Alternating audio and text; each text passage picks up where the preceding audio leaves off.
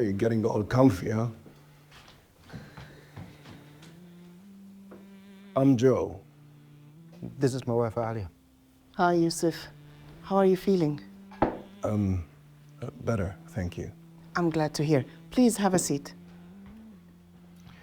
This is very kind of you guys, but we should really get going. You can. Not in your condition. Besides, the buses stopped driving an hour ago. And I made Adams his favorite dessert. His favorite dessert? I'm sorry, but no phones in the dinner table. Please, put it there. So, Adam, are you excited about the school? Who's excited about going to boarding school?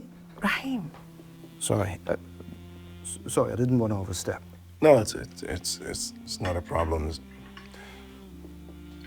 I know boarding school is not ideal for him, but I thought maybe you'll learn some structure. And I live alone, and work takes all my time, so I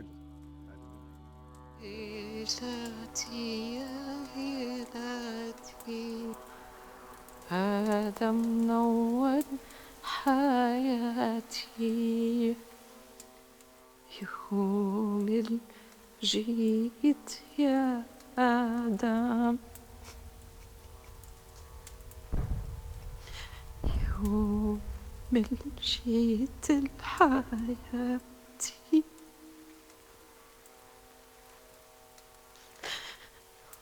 يا بياع العنب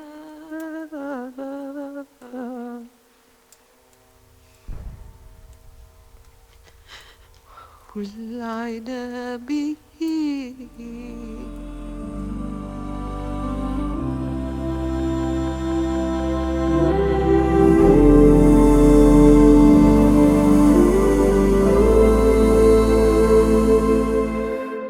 Before your lips even moved, he was already listening. Before you even formed the words, he already knew what your heart was trying to say. You don't summon him by your voice because he was never absent to begin with. And you don't wait for him to arrive because he's already been anticipating your return. وَإِذَا سَأَلَكَ عِبَادِي عَنِّي فَإِنِّي قَرِيب. And when my servants ask you about me, I am close. And notice how Allah says it. In every other question the people ask the Prophet ﷺ, the Quran says, say, قُل. But here there is no qul, no say, just inni qareeb, I am close, as Allah Himself intervenes to answer directly, because He already knew you were going to ask the question, and He wants you to know that He answers without intervention or hesitation. He is As-Samee, the all-hearing, who hears everyone and everything all at the same time. Hearing is not an act of effort for Him, but an attribute of His essence. Imagine a bunch of people talking at the same time around you. You wouldn't be able to understand any of them. As-Samee hears every voice, every decibel, and even what hasn't become sound yet. يَعْلَمُ السِّرَّ وَأَخْفَى. He hears the secret and what is even more hidden. He hears what is more silent than silence itself.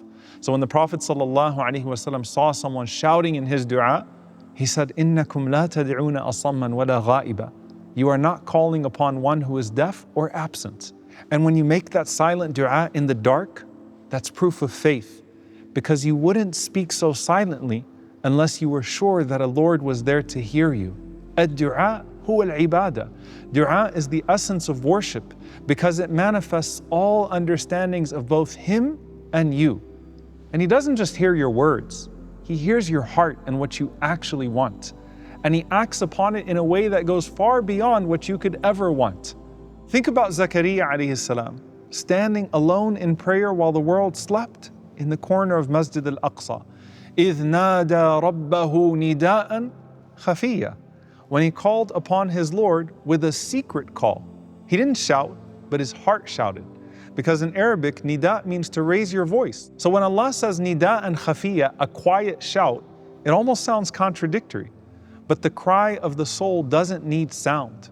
Qatada rahimahullah said, أي سرا وإن الله يعلم القلب النقي ويسمع الصوت الخفي.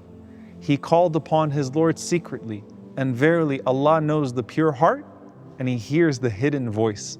And some of the Salaf said, that Zakaria rose at night while his companions slept. And he said, Ya Rab, until Allah said, Labbaik, Labbaik, here I am, here I am. Who are we for him to say to us, Labbaik?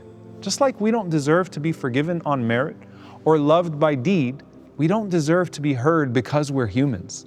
But just as he heard Zakariya's silent cry in the corner of Masjid al-Aqsa, he hears you in the corner of your room. When you say in prayer, Sami'a Allahu liman hamida, Allah hears the one who praises him. It's an affirmation that the quiet dhikr you made in ruku' and the quiet du'as you're about to make in sujood are all heard by him. And you immediately say directly after, Rabbana walakal hamd, our Lord, to you belongs all praise. And knowing the one who hears all changes how you speak about everything. It makes you weigh your words and talk about him and even to him constantly, to where you start making quiet dhikr and du'a between your breaths.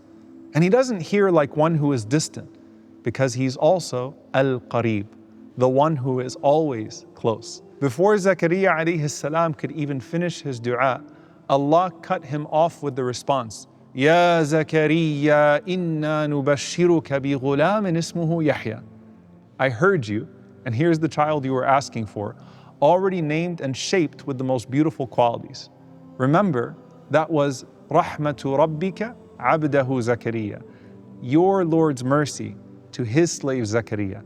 And Allah says, Inna rahmatallahi qareebun min al-muhsinin. His mercy is close to all the good doers. Ala inna nasrallahi qareeb. Verily the help of Allah is close. But greater than his mercy being close or his help being close is that he himself is close. But that nearness can also be scary if you've been running away from him. Allah says, وَلَقَدْ خَلَقْنَا الْإِنسَانَ وَنَعْلَمُ مَا تُوَسْوِسُ بِهِ نَفْسُهُ وَنَحْنُ أَقْرَبُ إِلَيْهِ مِنْ حَبْلِ الْوَرِيدِ. Verily we created man and we know what his soul whispers to him, and we are closer to him than his jugular vein.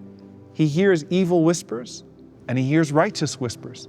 There is a closeness that can confront you or a closeness that can comfort you, depending on what you're saying under your breath or even in your heart.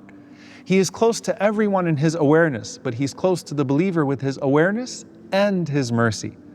And think of how that awareness and mercy tie generations of belief together.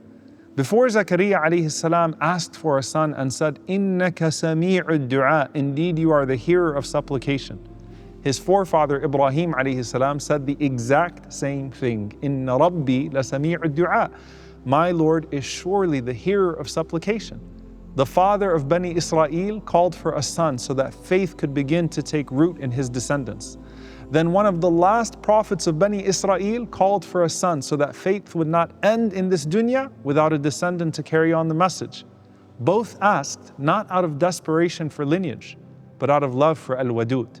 And both knew that As-Samee' already heard what was in their hearts before their lips knew what to say. But Allah turned up the volume and recorded their du'as in His final revelation so that we all read them and call upon our Rabb the same way they did. But are you willing to sacrifice what they did? Because that closeness demands a step. Think of the word qurbani, sacrifice, which comes from the word qurb, closeness. Ibrahim alayhi salam was willing to lay down his son to get closer. Are you willing to lay down your time, your pride, your habits, even your comfort? Each act of sacrifice is a step of closeness, because Al-Qareeb isn't a concept that you talk about. He's a closeness that you live. Closeness to Allah is the greatest gift before you even ask Him for anything. Remember when Fir'aun once told his magicians that his greatest favor to them was, I'll make you from my close ones, Al-Muqarrabeen. But Asiya alayhi salam, his own wife, looked beyond his throne and to the Lord of the mighty throne and said, Rabbi ibn li indaka baytan fil jannah. My Lord built for me with you a house in paradise. She didn't just want Jannah, she wanted it with Him. That's qurb. That's what it means to seek closeness. And then those same magicians that once longed for the closeness of Fir'aun fell into sujood to Allah and were martyred here only to have their souls ascend to the throne of Allah, just like Asiya. So then what's the fruit of all this in terms of du'as actually being answered? Remember the Hadith Qudsi where Allah talks about His wali? And he says, my servant keeps coming closer to me with his obligations and then his voluntary good deeds until I love him. And when I love him, I become the hearing with which he hears, his sight with which he sees, his hand with which he grasps, and his foot with which he walks. That's the qurb part, that's the closeness. But then, وَلَئِن سَأَلَنِي لَأُعْطِيَنَّهُ. If he asks me, I will surely answer him. وَلَئِنِ اسْتَعَاذَنِي لَأُعِيذَنَّهُ. And if he seeks refuge in me, then I will surely grant it to him. وَإِذَا سَأَلَكَ عِبَادِي عَنِّي فَإِنِّي قَرِيبٌ أُجِيبُ دَعْوَةَ الدَّاعِ إِذَا دَعَا. Notice Allah says, you ask and he's close. And then he says, you ask and he answers. أَمَّنْ يُجِيبُ الْمُضْطَرَّ إِذَا دَعَا وَيَكْشِفُ السُّوءَ. Who is the one who answers the caller in distress and removes the evil? But qurb comes before ijaba. Salih alayhi salam captured it perfectly when he said, Inna Rabbi qareebun mujeeb. Indeed, my Lord is close and responsive. The scholars explain that Al-Qareeb comes before Al-Mujeeb, just like At-Tawwab comes before Ar-Rahim. فَتَابَ اللَّهُ عَلَيْهِمْ لِيَتُوبُوا. So just like he turns to you so you can turn to him, he brings you close to him so that he can answer you in the best way. Imam Ahmad rahimahullah was once asked, Ya Imam, what's the distance between us and the throne of Allah? He said, a sincere prayer from a pure heart. Sometimes Al-Mujeeb answers by protecting you from evil instead, or with exactly what you asked for, or better. And sometimes he changes you before he changes your circumstances, because that was better for you all along. And Imam Al-Ghazali rahimahullah said, he knows the needs of the needy before they ask, and he answers the unspoken prayers with the wisdom of his timing. So if someone says, if he already knows, then what's the point of dua? Because dua isn't about informing him. It's about transforming you. And that only happens through bringing you closer to him. Every time you ask, you move closer. Every time you fall into sujood and cry your heart out, he fills your heart with him before he fills your hands with what you asked him for. Wasjud waqtarib. Prostrate and come closer. And don't ever think getting close to anyone else in this world will get you a better share of anything this world has to offer. Tawus rahimahullah once said to Ata, إِيَّاكَ أَن تَطْلُبَ حَوَائِجَكَ مَنْ أَغْلَقَ دُونَكَ بَابَهُ وَعَلَيْكَ بِمَنْ بَابُهُ مَفْتُوحٌ إِلَى يَوْمِ الْقِيَامَةِ أَمَرَكَ أَن تَسْأَلَهُ وَوَعَدَكَ أَن يُجِيبَكَ. Beware of seeking your needs from someone who shuts his door in your face. Turn instead to the one whose door is open until the day of judgment. He commanded you to ask him, and then he promised you to answer you. He is As-Samee, who heard you before you spoke, Al-Qareeb, who came close before you even moved, and Al-Mujeeb, who answered before you even finished asking. The Prophet ﷺ said, Ad'u ila Allahi wahda. I call to Allah alone, the one who if harm touches you and you call upon him, removes it from you. The one who if you are lost in a barren land and call upon him, guides you back. The one who if drought afflicts you and you call upon him, brings forth growth for you. So ask for everything, for what you know you need and what you don't know you need. But don't ask so much for possessions and forget that the greatest possession he can give you is a position near to him.